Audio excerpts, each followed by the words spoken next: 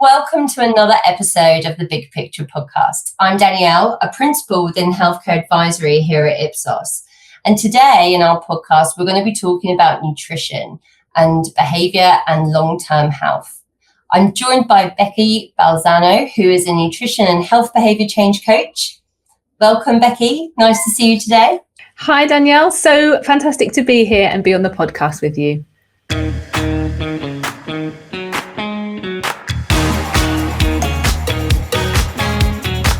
If someone came to you and they said, I'm thinking about starting weight loss medication, how would you approach it? What advice would you give? In terms of advice, I think it really does open a door for people, and it's really sort of changing the landscape for us. I think it's a fascinating tool because, as you'll know, it doesn't just affect people's appetite, but also, reward drivers and things like that. So I think it is just that, though. It's a tool. We don't really have the body of research to know longer term whether or not people will stay on GLP-1s. So I think if I was giving advice, hopefully I'd be more of a coaching stance, but I would, ask people to think about how is this tool going to fit in to the other tools? And actually, I would really sort of dig into understanding what they wanted as an outcome. So when I'm working with people, we're not really looking at weight loss as an outcome. Weight loss is a happy symptom, or it's a kind of side effect. But actually, we're looking for behavior change and actually embedding healthy habits. So I think if people have those ideas as a goal rather than a number on a scales, I think that is one of the key things that I would get across to people. So, to go into it really with that mindset of it's creating sustainable behaviors rather than just losing weight. Do you think that there's a kind of, I suppose, risk, or that we're in danger of seeing this just as becoming thinner rather than people becoming healthier overall? Yeah, absolutely. Yeah, I think there is this idea, and I think we've been caught up for so long in this idea that thinner is better. For some reason, if we're thinner, we'll be happier, and that's the outcome that we want. So I think we can get, a little bit lost in that. Particularly for people taking GLP-1s, that they, again, this kind of concept that, I need to be eating less. Actually, what we're looking at is helping people to understand there is a calories in, calories out argument, and that will always exist, to a certain extent. But we can also look at things like macronutrient balance and gut microbiome for, really significant. They will both have a significant impact. But when we're talking about nutrient density, we're really helping people to understand that, not all foods are created equally. If we look at a donut and half an avocado, for example, they will have around about the same calories, but one is much more nutrient dense than the other. You can guess which one. And so when we're on a reduced appetite, which you would be on a GLP-1, you're really looking to get as much nutrient in each meal, so as much bang for your buck, I guess, in each meal, so that you are still supporting, all of your organs, your bone density, your muscle mass. That becomes increasingly important as well as we age too.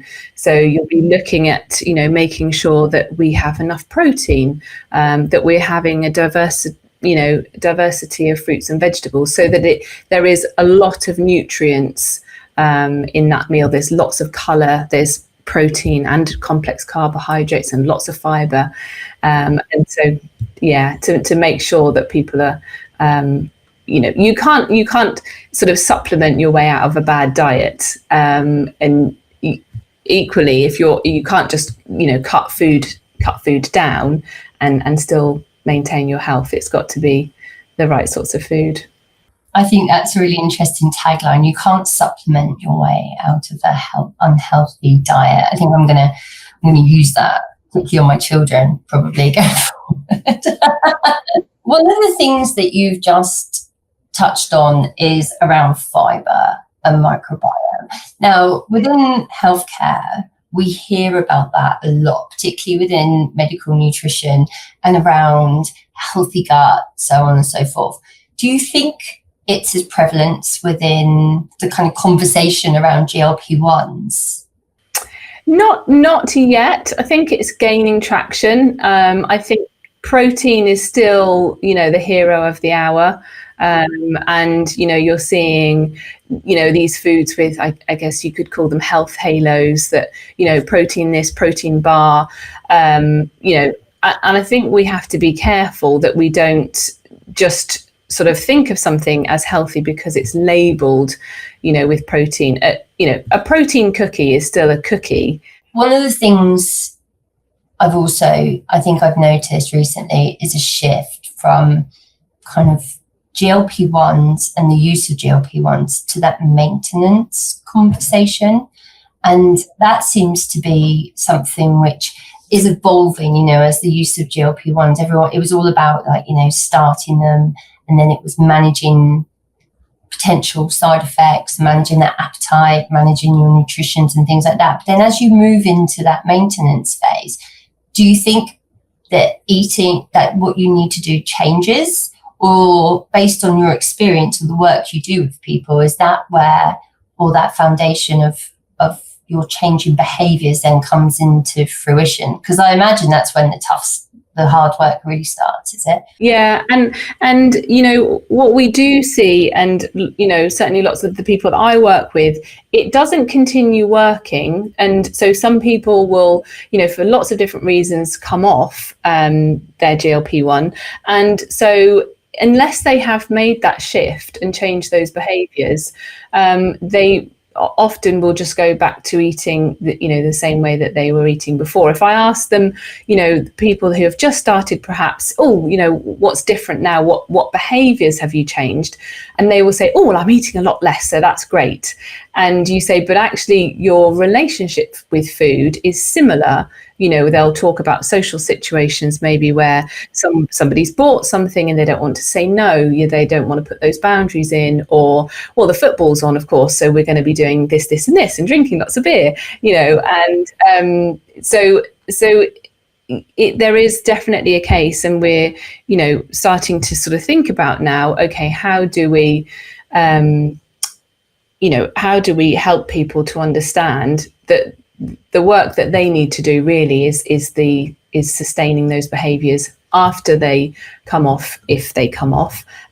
You've got that buoyancy, haven't you, when you're taking them, so that's reduced food noise and you don't feel as hungry and you feel a bit fuller, and so that gives you almost that kind of opportunity. I think they open that door for you actually then to sort of have a really good look at the strategies that you have in place, and for things like dealing with emotions, so a lot of people, food is tied up in our emotions, and unless people start to recognize that and say, okay, well, when I'm stressed, I eat, or when I'm celebrating, I eat, maybe I'm not going to be eating so much when I'm on the GLP-1, but if I'm still using that strategy to support my emotions when I come off, that's when I think there hasn't been that change then. So there's all of these other elements to eating that also make up the joy of celebratory eating or traditional eating or cultural eating.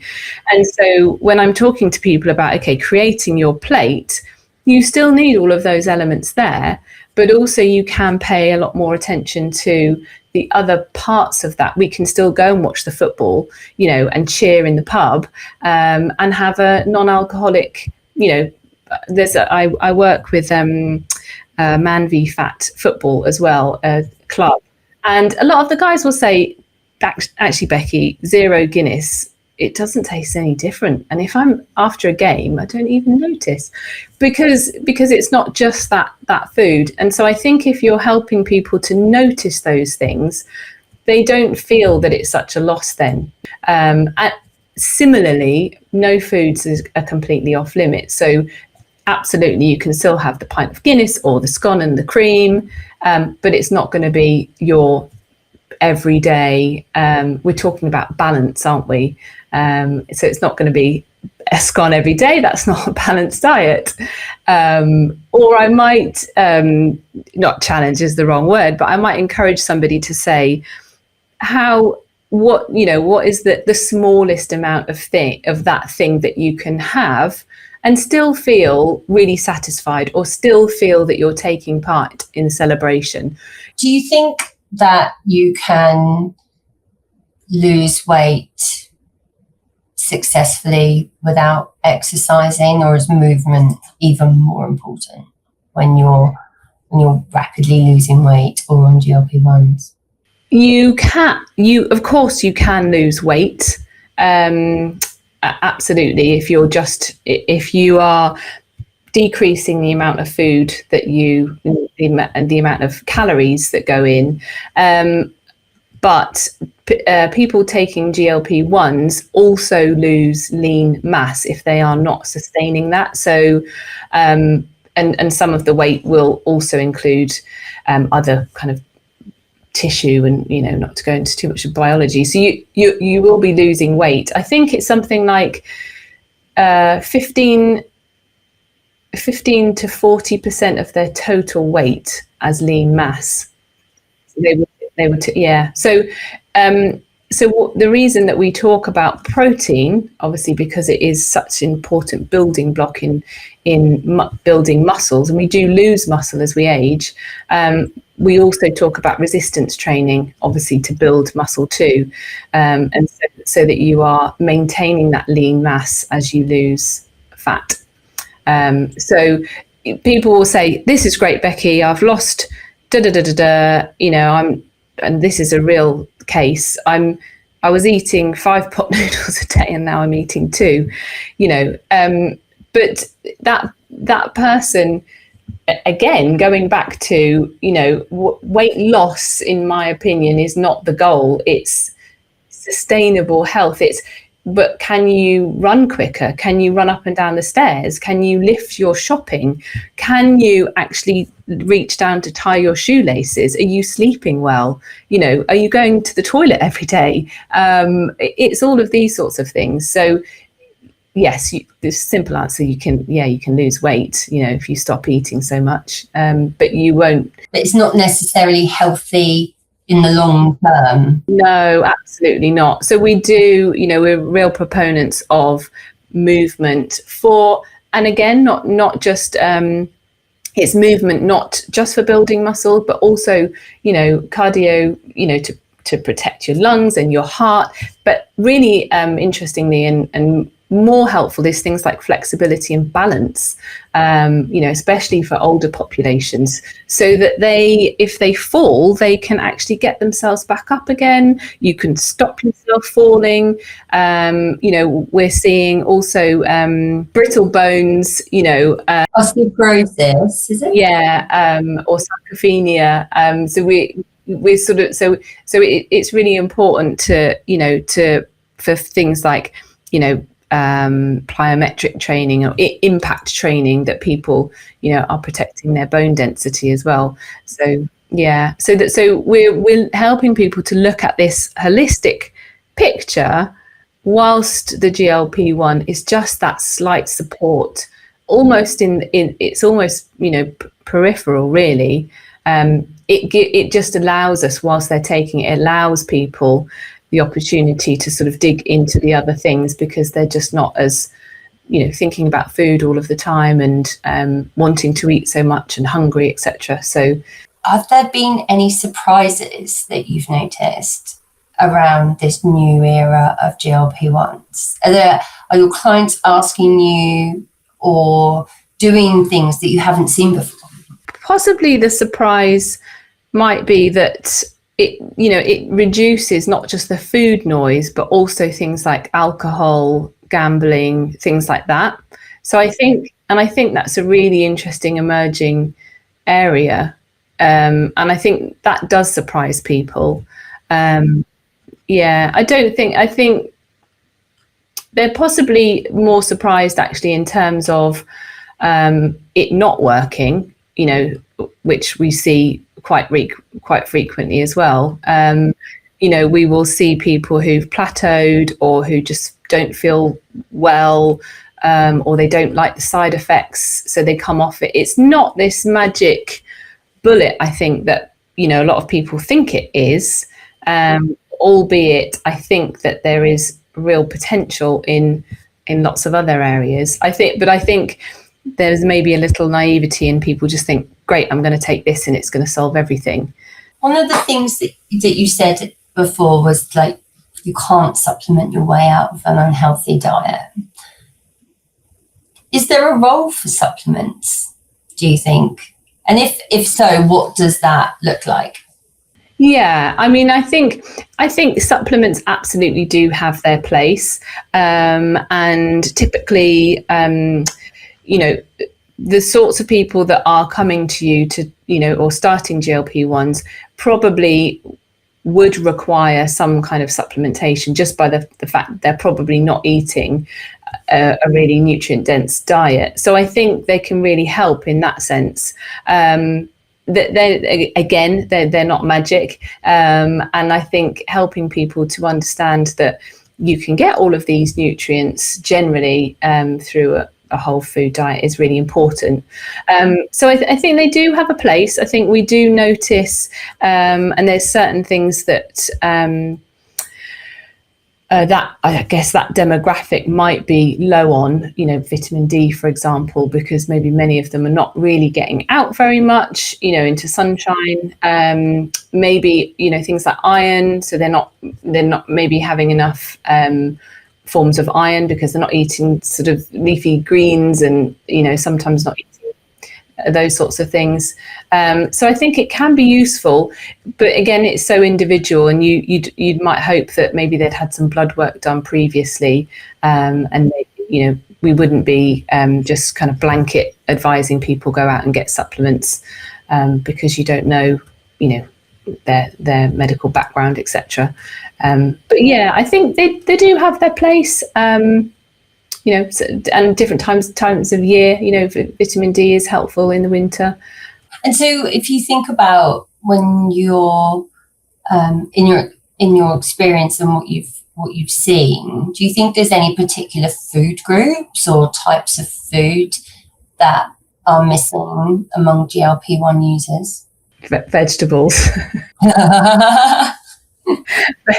Vegetables, it's always vegetables. Yeah, it's always. I'm like, why do you think that is? What is it about vegetables? I don't know. I mean, I love vegetables. I really do love vegetables. But it is most often when you talk, when you kind of dig into what people are eating, and that it's most often lacking in vegetables. One of the things that, like the Ipsos Global Trends, something that we do regularly looks at is the increasing need for people to, want to age well and to be healthy and to take more responsibility for their health and so for some, I'm wondering if using GLP-1s is a part of that, but then that healthy eating and use of supplements, there's a lot which people consider as being healthy, but do you think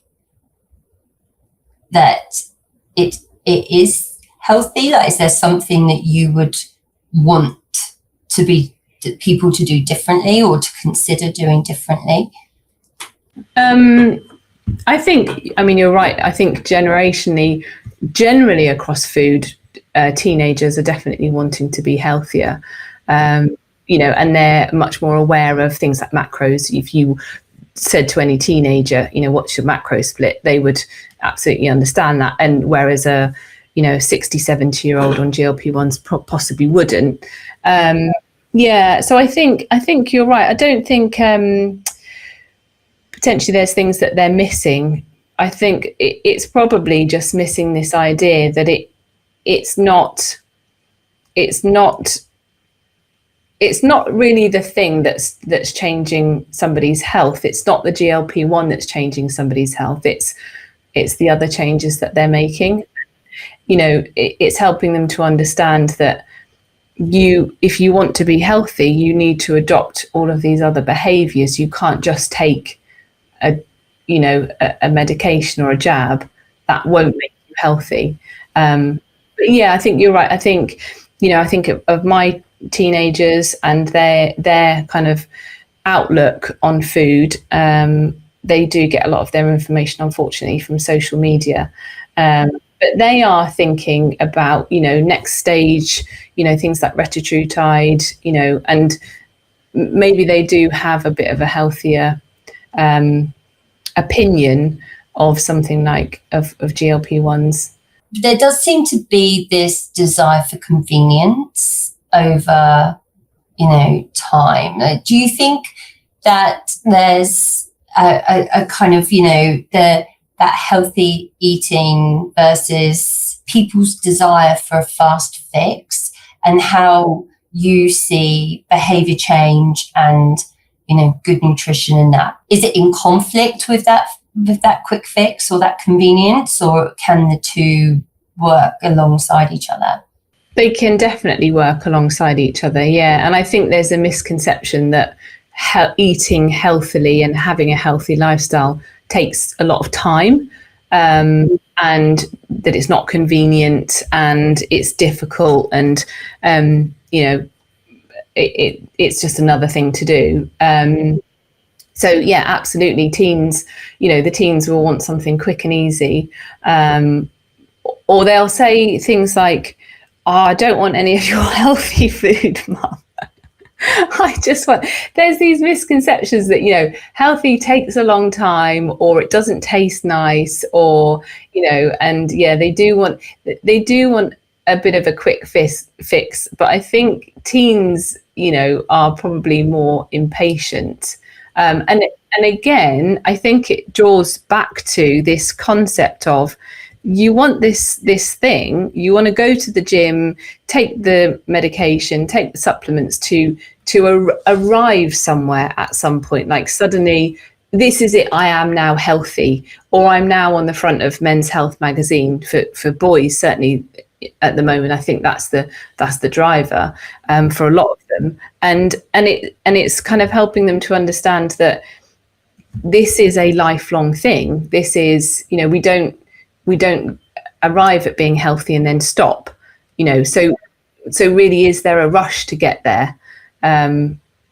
Because actually, it's something that you're going to be doing forever, and you're going to be iterating. Yeah, like say someone in the family is on a GLP-1, can that disrupt things or trigger even more change amongst that family or group and the family dynamics? Have you witnessed or seen the use of GLP-1s and that behavior change you talk about influence the wider dynamics around the individual? Yeah, I think it can bring up, I guess it's almost a clash in values within families, because, and I was talking to a chap today, and he's taking GLP-1s, he's older, and he's saying, well, the kids, we do have a meal together, but the kids, they're grown-up kids, they bring their stuff in, it's delivered, it's chips and burgers. And I now say to them, I don't want that. I'm going to have what my wife has cooked, So I guess there is this sense that perhaps we're not all eating together. But I don't think that's a rise in GLP-1s. I think that is just a rise in kind of society. I think you're kind of catering for different values, and GLP-1s is just another part of that. That person in the family, whether that's the parent or the teen or whoever it is, or the grandparent, will have a reduced appetite, but they might still say, well, okay, I don't want to eat as much, but I still want to sit down with you all at the end of the day and have a meal. So I'm going to plan for that. And, a chap today had said that, well, actually, I don't feel hungry at lunchtime. And what I've noticed I need to do is tell my wife to not eat tell my wife to not eat at lunchtime, because I want to eat with her in the evening, So yeah, I think it does have a bit of an impact, but it's navigating families, isn't it? And the wider kind of societal values that are changing. As weight loss medications grow, GLP-1s grow over the years, and they evolve. The oral GLP-1, I think it was approved by NICE last week within the UK. So there's going to be people who didn't want to use the injections now thinking, oh, there's an option for me now. What advice would you give to people about their diet? It has to be, you can't out-train a bad diet. I think, when you say you can't out-train a bad diet, what do you mean? Like you can't exercise out of a bad diet or train something else? Yeah, I mean, people that will say, well, I can have the donuts because I've been to the gym. You can't train, because that is just a calories in, calories out. And actually you're not thinking about longer term health, what the donut is doing to things like insulin and what the ultra processed food element of that is because of food companies. And I think GLP-1s absolutely have their place. They are another tool. I'm really excited about the future and what that means for things like, diabetes prevention and Alzheimer's and, people that are maybe drinking too much. I think that's really exciting, that field. I think, like anything, it's to understand how to use that tool. There's a lot of misinformation, I think, now on things like TikTok. So I think that would be my tips is to understand where the information is coming from, and educate yourself. So go and read food labels, understand what those things are, and just to sort of adopt a balance in terms of movement and food groups, and exercise and things like that. And finally, is there anything that you would like the food and drinks industry to do to support GLP-1 users with their changed diets? To support the GLP-1, yeah. I mean, I laugh because I think that they have a lot of responsibility, the food companies. I think they have way too much power.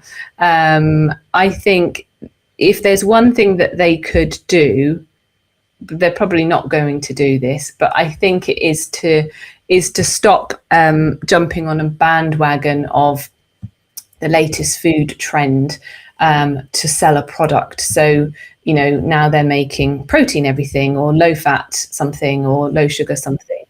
I think, to help people to understand food and nutrition. So I think there's an educational piece. So for example, Zoe, Tim Spector is doing a great job of, he's selling a gut shot, one size fits all, but because of the way that he interacts, on social media, I think if you call that shot a food company and, a food product, an M&S, they are helping to educate people in the right direction. So I think it would be that, to helping people to really understand things like food labels, without kind of hiding ingredients or making claims that aren't really accurate. If you say something is healthy, what does that actually mean? Or, low sugar, but it's got loads of sweeteners in it. I think it's misleading. So I think that because people on GLP-1s, it's so important to have a really good diet and exercise. I think it's, that if the food companies can support that, then that's going to be a good thing. Yeah, no, that's really. I've definitely you've triggered some thoughts today for me, Becky. Definitely, you can't train your way out of a bad diet. Is something again I'm going to take away. You've got some really good statements, I think there. So I think what we'll do is we'll wrap up now, but I just wonder if there's any concluding thoughts before we go.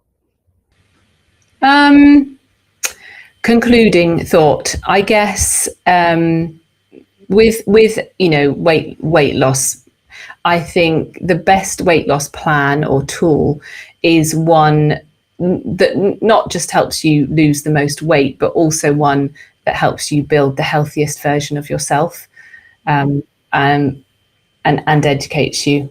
I think it's not just because the ultimate goal isn't to lose weight; it's to get stronger and to have a longevity, and have a really good quality of life. Thank you so much. There was some of those insights that you've shared with us, like, so practical and honest. So yeah, really appreciate. Yeah, I hope it's helpful, because I think it needs to remain accessible to people. I think there's a lot of information that is maybe too science heavy, or it becomes very complex for people, and exactly how many grams of this should I have, and what's that's quite intimidating, isn't it? Yeah, I think it can be really overwhelming, and I think it's actually a lot simpler than we. It can be very simple and easy and enjoyable. So I hope that I can help people do that. Yeah, amazing. Thank you. Yeah. You're welcome. Nice to meet you. Danielle. Great to be on the podcast. Thank you, Becky, and thank you for listening. We'll see you next time on the Big Picture Podcast.